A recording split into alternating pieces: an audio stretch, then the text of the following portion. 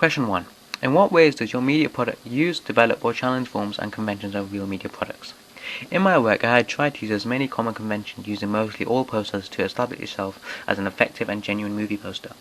For the cast and production list, I had used the popular font Steel Tongues so I could get the lettering used almost exclusively used for movie posters to make it look presentable and further its authenticity.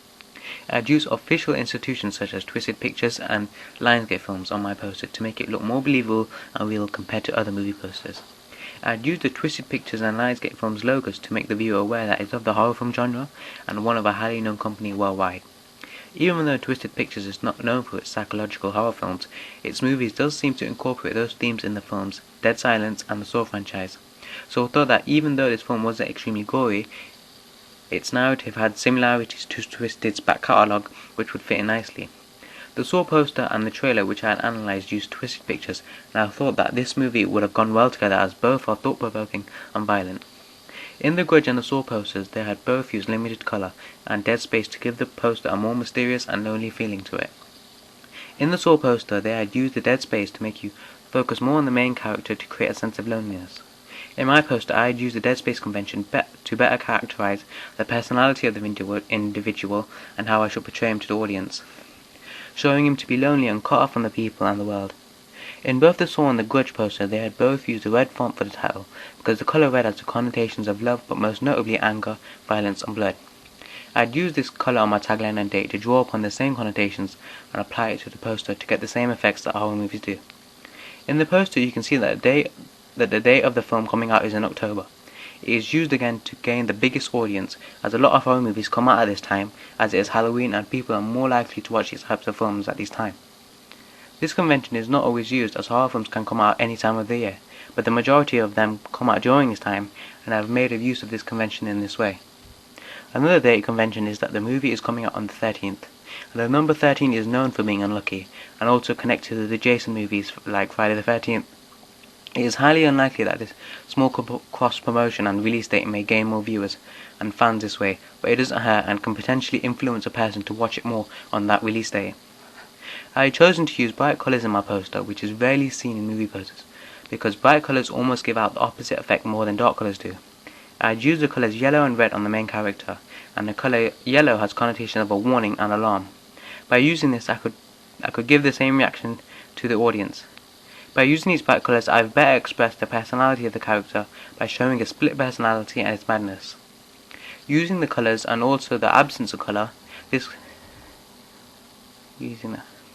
goes against the convention, as most horror movie posters tend to use dark or dull colours. This reverse is supposed to shock the audience as they don't know how to react to it. The main title, Whispers, is different as it has a shadow of the word underneath it, which is also shown to further represent the character's personality.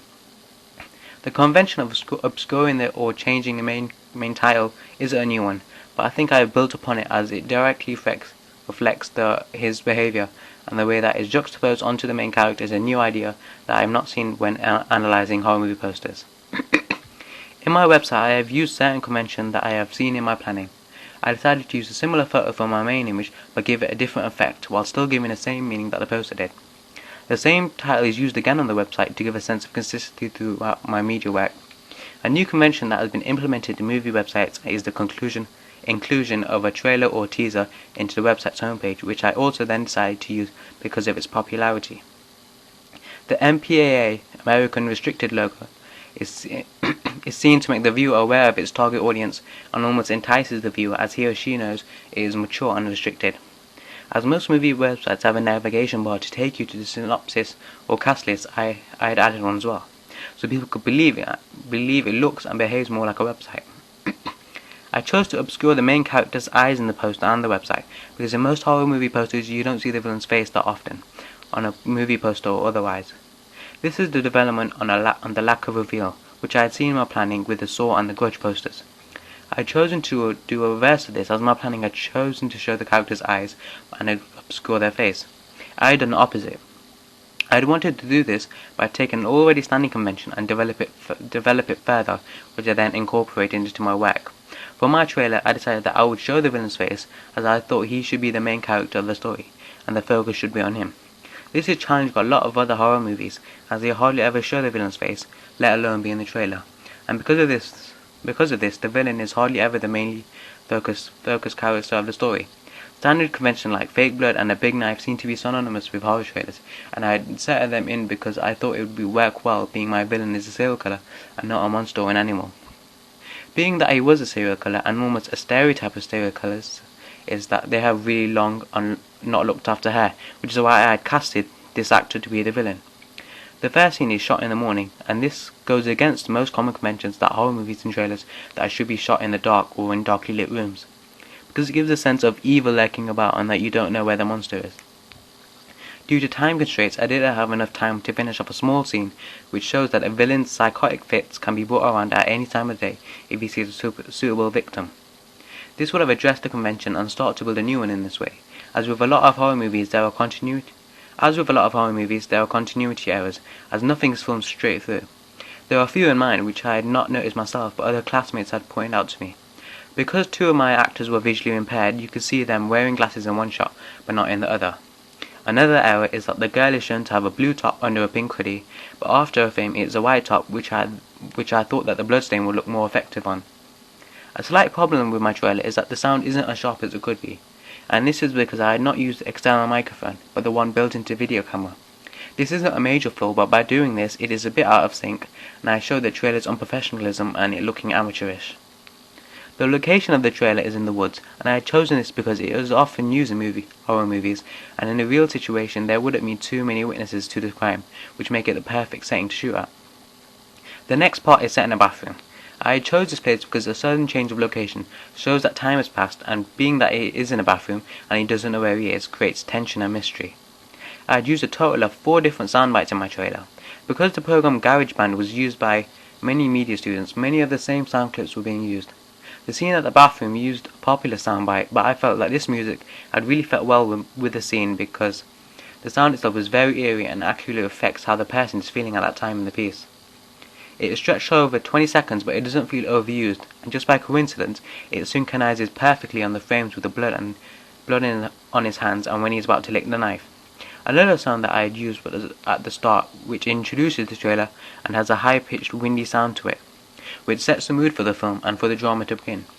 Another sound worth noting was a small 2-second noise which I had used to move through shots and in and out of various texts. I had liked the noise as it was striking and allowed the action to flow more fluidly. As learned from teacher feedback and planning, in professional horror movies there seem to be dozens of shots which are very short in length that get more quickly towards the end. In draft stages my shots were very long in length, so long in fact I had to cut almost 25 seconds out of it, from long shots and unwanted scenes. By following this convention of small quick shots, it helped create more tension and atmosphere throughout the film.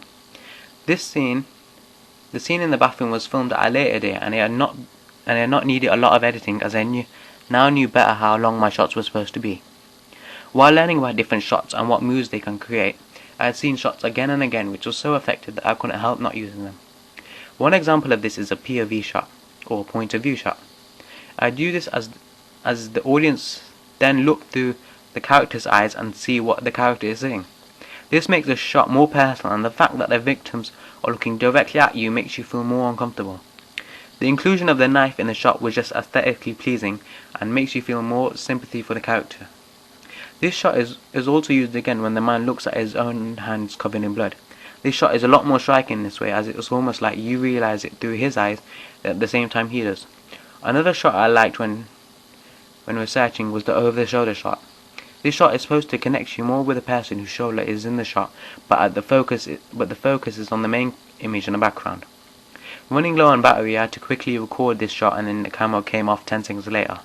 I had no time to check or re-record this, and because of this, I don't think that the effect that this shot should have given was executed as best as it could have been.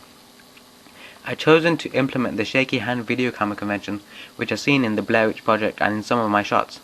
This convention was used as it gives a sense of realism and builds up tension. I had used